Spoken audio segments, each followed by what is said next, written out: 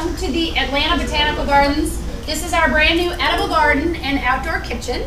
So welcome, welcome. How many of you are already members of the Botanical Garden? So you remember that this used to be a parking lot. Yes.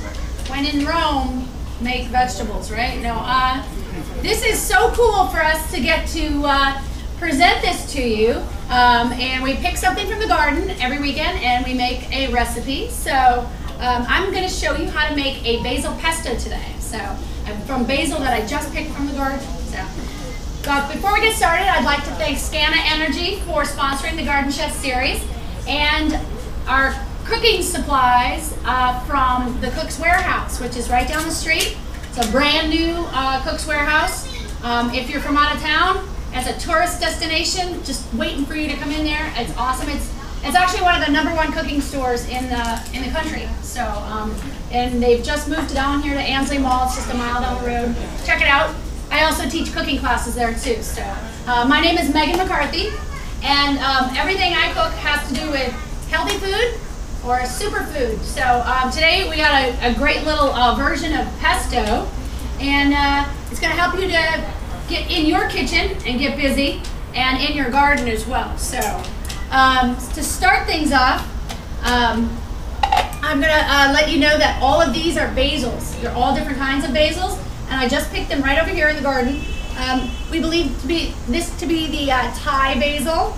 It's kind of got a spicy little finish, and when we're done with the demo, you can all come up here and check some of those out and taste them if you like.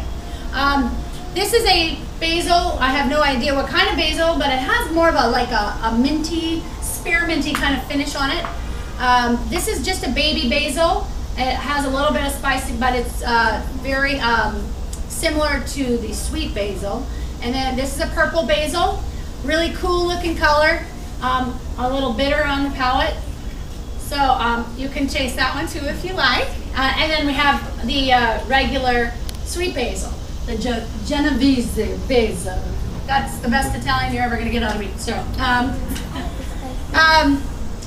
so what we're going to do with the sweet basil is make a pesto. Everybody's familiar with pesto, right? Now, traditionally, Italian pesto is made with extra virgin olive oil, garlic, Parmesan, and pine nuts. But we're going to change it up a little bit. Since it's 4th of July, USA! We're going to Americanize our pesto here, right?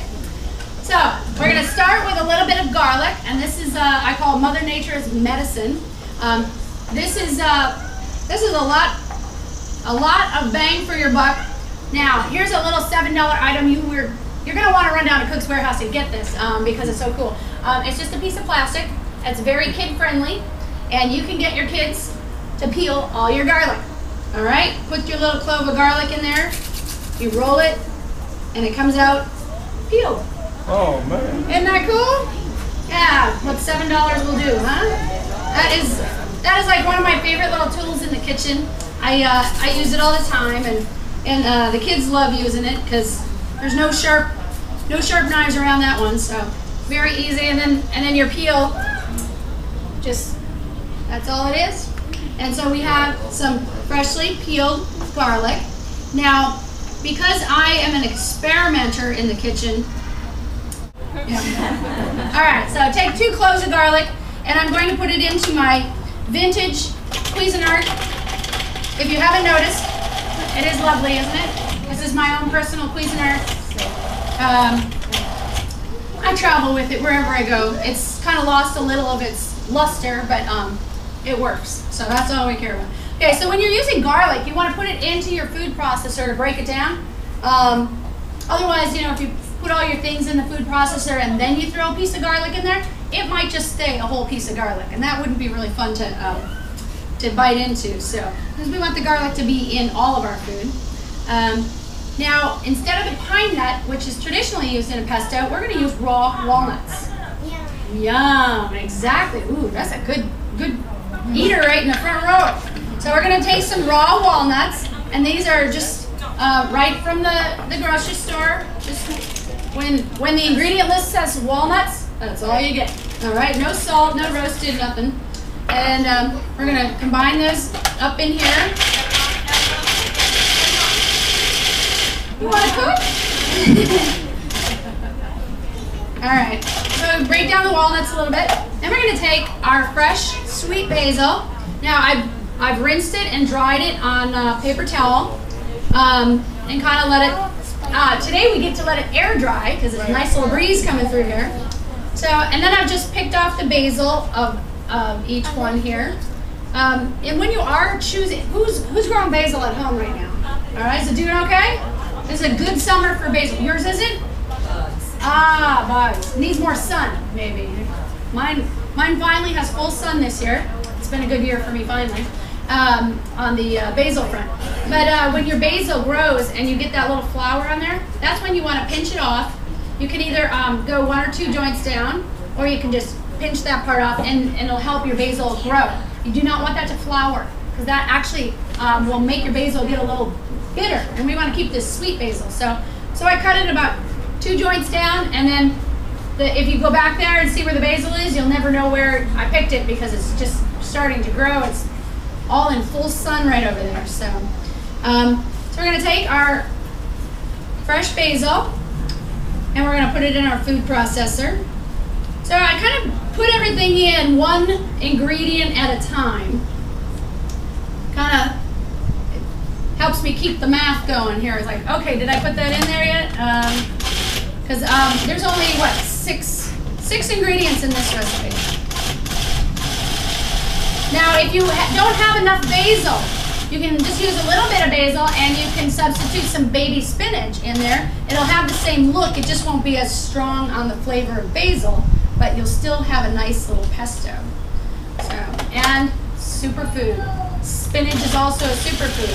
Now anything leafy green. Now when I talk about the superfoods, we're talking extra virgin olive oil, garlic, walnuts are a superfood. These are the foods that come to us in Mother Nature that are good for our body, okay? And even extra virgin olive oil is a superfood.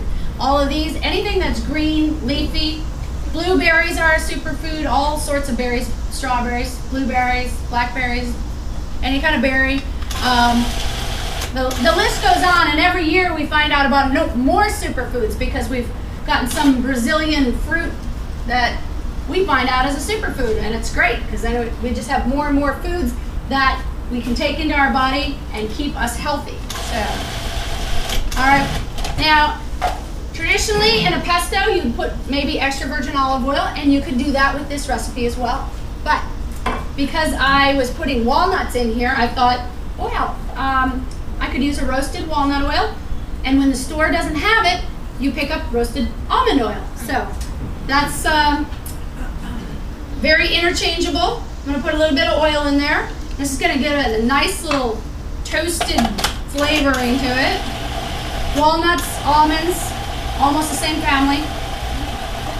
If you're allergic, you won't be able to taste this today, but you can also make this with a pumpkin seed if you're allergic to nuts and nut seeds. So that's a nice option for you as well. Let's see, I have 1 more ingredient.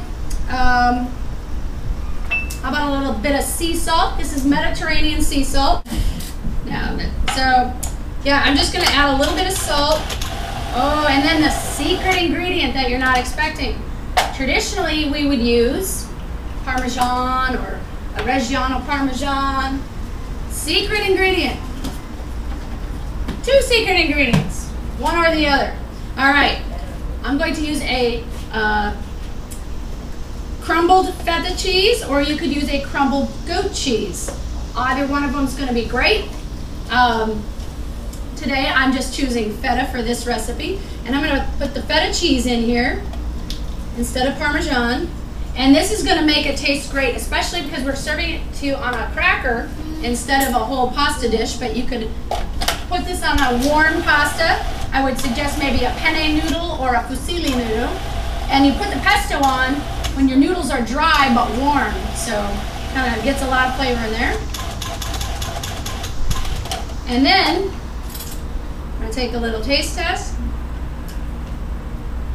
Perfect. And that is how easy it is to make pesto. Isn't that awesome? Yeah.